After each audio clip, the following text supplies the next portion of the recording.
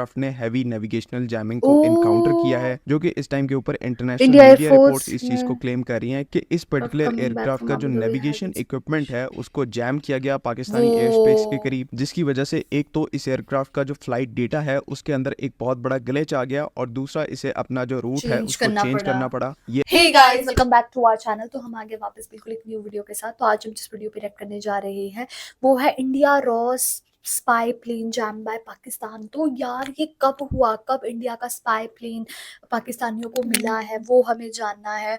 और India trying to monitor Sir Creek. तो हम लोगों को ये तो पता है कि सर ग्रीक कितने ज़्यादा इंपॉर्टेंट है पाकिस्तान के लिए भी, इंडिया के लिए भी, because of the resources obviously.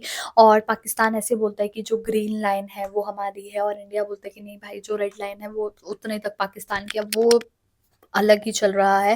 लेकिन उसके रिसोर्सेज वहां पे ज्यादा है। बाकी देखते हैं कि जब वो जो ये प्लेन जैम कैसे किया गया पाकिस्तान ने इंडिया का। सो स्टार्ट करते इस वीडियो को। सो फिर आप भी देखिए, हम भी देखते हैं। Let's start. अस्सलाम वालेकुम, दिस इज़ ओडीए फक्सट फ्रॉम डिफेंस आउटपोस्ट। तो कल यानी कि 23 अक्टूबर 2025 को एक बहुत ही ज़्यादा इंटरेस्टिंग इंसिडेंट पेश आता है, जिसमें इंडियन एयरफोर्स का एक हाईली स्पेशलाइज्ड आई स्टार प्लेटफॉर्म जो है वो पाकिस्तानी एयर स्पेस के करीब आने की कोशिश करता है, और इसी बीच उस एयरक्राफ्ट का जो नेविगेशन सिस्टम है वो पूरे तरीके से जैम हो जाता है। कल से इसी एक पर्टिकुलर इंसिडेंट को बहुत से इंटरनेशनल एक्सपर्ट्स जो हैं वो रिपोर्ट ओ कर रहे हैं, बिकॉज इंटरेस्टिंग इनफ यहाँ पर सिर्फ इस एयरक्राफ्ट को इंडियन एयरफोर्स ऑपरेट नहीं कर रही थी, बल्कि एक और इंडिया की प्रीमियर एजेंसी इस एयरक्राफ्ट को इस्तेमाल कर रही थी, और इसी वजह से इस टॉपिक के ऊपर इस टाइम के ऊपर डिस्कशन ज़्यादा हो रही है। तो आज की इस वीडियो में इन तमाम एस्पेक्ट्स को डिस्कस करेंगे। क्या वजह थी कि इस एयरक्राफ्ट में पाकिस्तानी एयर स्पेस के करीब आने की कोशिश की, एंड बाद में फिर इस एयरक्राफ्ट के साथ क्या हुआ, तो इन तमाम चीज़ों को आज की वीडियो में जी डिस्कस बिल्कुल। करेंगे। वीडियो जो है वो काफ़ी ज़्यादा इंटरेस्टिंग होने वाली है, लेकिन उससे पहले अगर आप लोगों ने अभी तक चैनल को सब्सक्राइब नहीं किया हुआ तो please make sure like this video and do subscribe to the channel. अब सबसे पहले अगर इस पर्टिकुलर इंडियन एयरफोर्स के एयरक्राफ्ट को क्लासिफाई करूं तो ये Bombardier global O 5000 Bombardier aircraft के ग्लोबल ऊपर बेस्ड एक 5000। आई स्टार प्लेटफॉर्म है, और इसका जो रजिस्ट्रेशन नंबर है वो GB ओ 8002 है। इस पर्टिकुलर एयरक्राफ्ट की कैपेबिलिटीज के ऊपर बात करने से पहले हम थोड़ा सा बात कर लेते हैं कि कल किस तरह से ये सारी सिचुएशन अनफोल्ड हुई है। तो सबसे पहले जो सबसे इंपॉर्टेंट फैक्ट है उसको यहाँ पर डिस्कस कर लेते हैं। ये जो बम्बार्डियर ग्लोबल 5000 आई स्टार प्लेटफॉर्म है, इसको ऑपरेट तो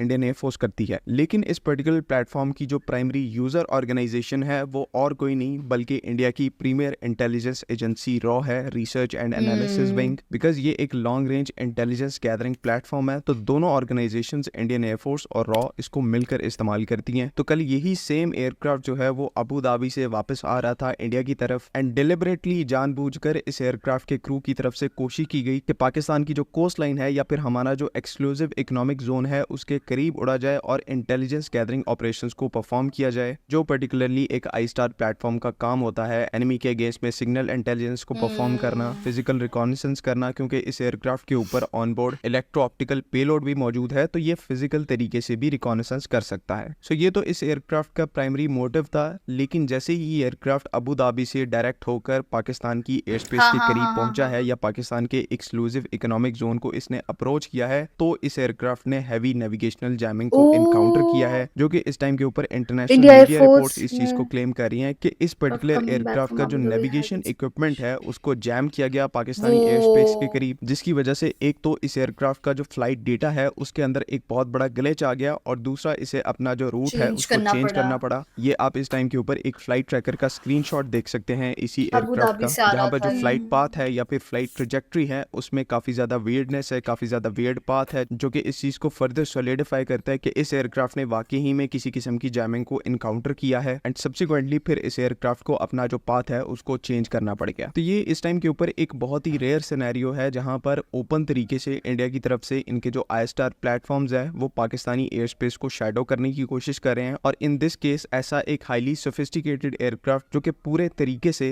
इंटेलिजेंस, सर्विलेंस और रिकॉनिसेंस के पेलोड से लैस है, एंड ना सिर्फ इस पर्टिकुलर प्लेटफॉर्म को यहाँ पर इंडियन एयरफोर्स यूटिलाइज करती है, बल्कि इसका जो कनेक्शन है वो रिसर्च एंड एनालिसिस विंग यानी कि इंडिया की रॉ के ओ साथ भी बनता है। एंड स्पेसिफिकली अगर इस सिनेरियो के अंदर अगर आप और स्ट्रिंग्स को अटैच करेंगे तो रिसेंटली इंडिया के डिफेंस मिनिस्टर की तरफ से सर क्रीक को लेकर पाकिस्तान को थ्रेटन करने की कोशिश की गई कि वहां पर जो पाकिस्तानी मिलिट्री का बिल्डअप है उसको कर इंडिया रहा है नोटिस वही कर रहा है, वही। यानी कि वहां से इंडिया को इनपुट जो है वो रिसीव हो रही हैं, और ये इनपुट्स किस तरह रिसीव हो रही हैं, ये ऐसे ही आई स्टार प्लेटफॉर्म के थ्रू इंडिया इंटेलिजेंस गैदर करने की कोशिश कर रहा है। लेकिन फिर वही बात कि यहाँ पर अगर कोई और कंट्री होती जिसके पास कैपेबिलिटी ना होती, तो इंडिया यहाँ पर ऐसी जो इंटेलिजेंस एक्टिविटीज़ हैं, इंटेलिजेंस गैदरिंग एक्टिविटीज़ हैं, उनको अनचैलेंज परफॉर्म कर पाता। लेकिन अब यहाँ पर क्योंकि पाकिस्तान है और पाकिस्तान के पास ठीक ठाक कैपेबिलिटी मौजूद है, और स्पेशली इलेक्ट्रॉनिक वॉरफेयर की डोमेन में आप सबको पता है कि हमारी कैपेबिलिटीज़ किस लेवल की हैं। तो वही केस जो है वो इस पर्टिकुलर इंडिया के आई स्टार प्लेटफॉर्म के साथ कल पेश आया कि इस एयरक्राफ्ट की तरफ से पाकिस्तान के सेंसिटिव इंस्टॉलेशंस की रेकी करने की कोशिश की गई, वहां पर इंटेलिजेंस मिशंस को परफॉर्म करने की कोशिश की गई। लेकिन पाकिस्तानी साइड से फिर किसी अननोन सोर्स की तरफ से इंटेंस इलेक्ट्रॉनिक जैमिंग परफॉर्म की गई, जिसके नतीजे में इस एयरक्राफ्ट का जो ऑनबोर्ड नेविगेशन इक्विपमेंट है वो जैम हुआ एंड इसको अपना फिर फ्लाइट पाथ जो है उसको चेंज करना पड़ा। एंड यही चेंज जो है फिर इसको एक्सपर्ट ने लोकल फ्लाइट ट्रैकर के ऊपर पकड़ लिया एंड इसी से रिलेटेड अब इस टाइम के ऊपर सोशल मीडिया पे डिस्कशन हो रही है। अब ये चीज यहाँ पर बिल्कुल अननोन है कि पाकिस्तान की साइड से जैमिंग का जो सोर्स था वो क्या था।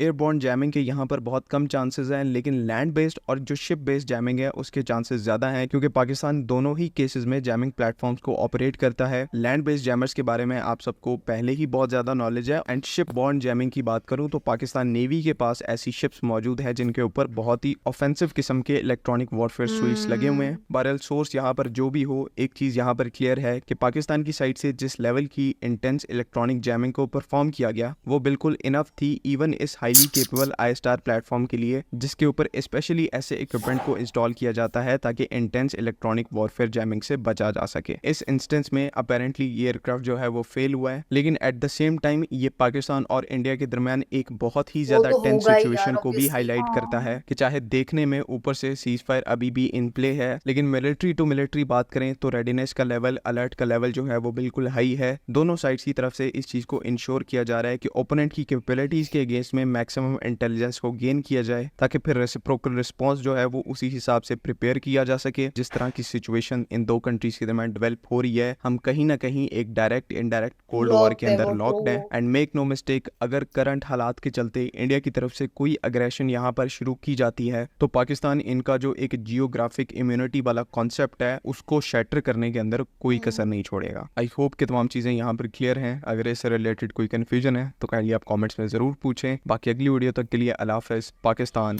जिंदाबाद। यार मतलब इससे हम लोगों को पता लगा कि कैसे जो पाकिस्तान है उसने जो इंडिया के प्लेन है वो जैम किया गया है और जिस सोर्स से किया गया है उस चीज़ का भी पता नहीं लगा गया। फिर उसमें बोला गया कि कैसे जो ये प्लेन है वो अबू धाबी से आ रहा था इंडिया के, और ये भी बोला गया कि कैसे जो कोल्ड वॉर है वो इंडिया और पाकिस्तान के बीच चली रही है देखने के लिए कहीं ना कहीं। और यार देखा जाए जो सर्वरी है वो काफ़ी इंपॉर्टेंट रोल भी प्ले करता है दोनों ही देशों के लिए, ये तो हम लोगों को पता ही चल गया है।